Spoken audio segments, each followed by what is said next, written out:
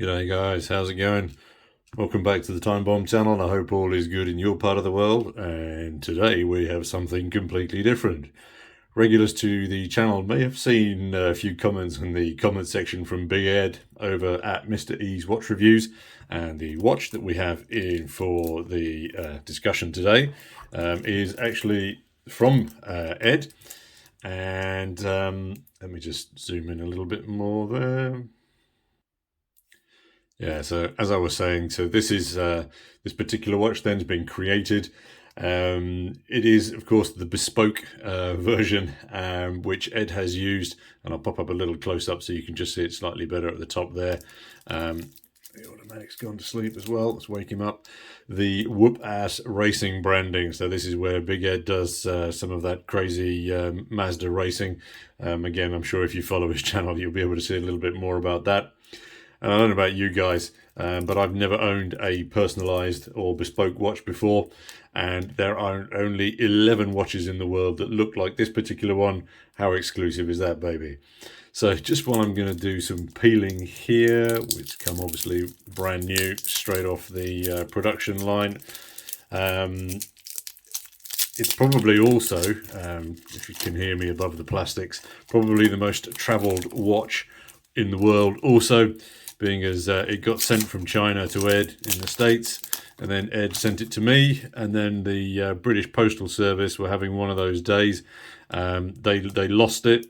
It was lost for a couple of months. They then found it again, managed to send it back to Ed, and he then sent it back again to me. So yeah, it's been, I don't know, has it taken what, about 4 months to get here?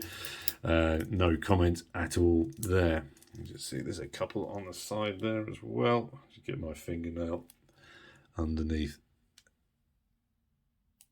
that one. That's good. And anything on the other side?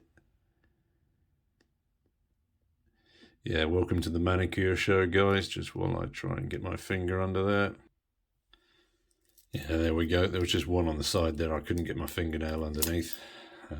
So yeah, all done. Just give it a little polish to get rid of some of those fingerprints. And voila, there is our watch. Some key specs on these then. It's just a fraction over 40 mils across that bezel. It does then extend out to 45 mils, including that crown. As you can see, the crown does pop out quite a long way. It's quite a long crown out as opposed to sitting a little bit closer to that case body. It then sits on 47 mils north to south. It's about 14 mils deep. As you can see, it doesn't have an exhibition case back, but there's quite a large, what do we call these things again? Yeah, the bulbous bit in the bottom there, that case back does protrude out quite a little bit. It does then sit on 20 mil lugs. But also note on this oyster style bracelet, there's quite a severe steep taper down to 16 mils here, with the clasp itself actually then sitting around 18 mils. So yeah, just for a fraction larger on the clasp. That screw down crown, as I was referencing there, is around 6 mils. As you can see as well, you've got those very heavy duty crown guards sitting there, and the coiny knurling on that crown guard as well there.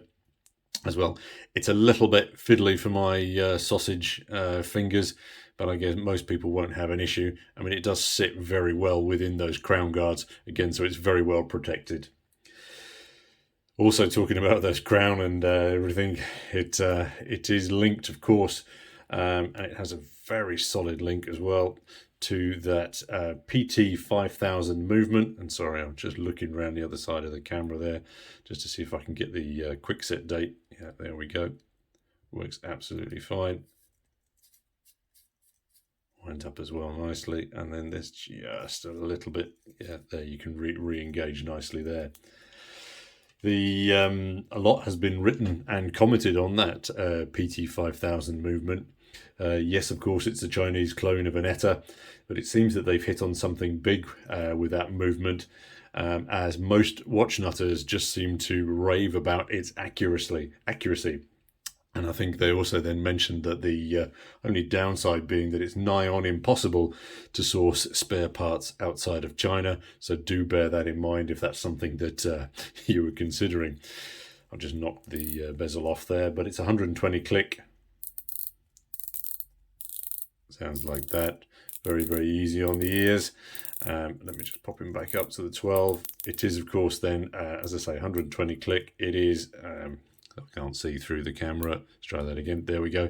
It's a ceramic bezel up top, sapphire crystal up top as well. And then just at the top there, you can see we've got that nipple pip standing proud here in the cool afternoon air in the UK. Our markers on the dial then are, of course, what should we say, paying homage to its deep sea diver heritage, and obviously then the rehort there, showing some very positive, bold brushing inside.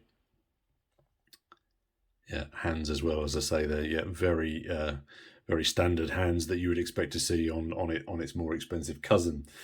Coming back to the bracelet as well, as I say, very traditional oyster style there, with our clasp down the bottom. Now this does actually feature a glide lock function just underneath there, if we can see it. So we just release this a little bit, and then it slides out in and out here, and then again just locks back into place. So not your slightly more expensive glide lock, but it does, of course, give you those extra mils in the heat when needed. So indeed, again, a nice touch. Included in the package then, Big Ed sent across a soft black dive strap also. I'll just pop that out of the package so you can then see. Again, yeah, when I opened it up before, I noticed how very soft it is, and I'll throw up a shot of that in a second when I get them on the watch also. And then lastly here, the quintessential Jubilee that's included here as well. So let me just pause there. I'm going to strip off the plastics and pop them onto the watch. Okay, and first up we've got the watch on that black rubber. So it really does bring out that ceramic bezel quite heavily. Let me just throw it on wrist as well. I'm rocking the MIATA version. I've got it then on their dive clasp, which is possibly a little bit overkill, but I'm really struggling with a strap to make this watch work. It just, yeah, it's a great fun watch, but I can't find any straps that work properly for it. Anyway, we're not talking about that today. Let me just throw this one on wrist. Coming back to you right now, and there's the watch on that black rubber. As I say, it just really brings out that black dial and the bezel, that color combination. Really, really nice. I like that a lot. 1 second, let's throw the Jubilee on. And then, of course, here we have the watch on that Jubilee. I think it looks pretty solid on that. It just adds those time-honoured visuals that we've come to expect from a Steely watch. It does, of course, wear a bit looser with that Jubilee, and that's why I'm probably going to stick with the rubber for the time being. I just find it just hugs watches much nicer, and this one is so very light and soft. Ed did share with me that he wasn't overly impressed with the size of the logo just under the 12, the Whoop Azz, as it came up just a little bit too small for him, and I would agree, because the font is not that legible. I mean, if they just removed the script from the bottom there down by the 6, it would have given them much more real estate to enlarge that logo up top. He's also a little miffed that the loom isn't as good as was promised to him. Initially, as you can see here, it pops very well. However, after a few minutes, you can see that the loom on the hands weakens and is not as good as it should be. But I'm guessing that's also part and parcel of the ordering online from AliExpress process.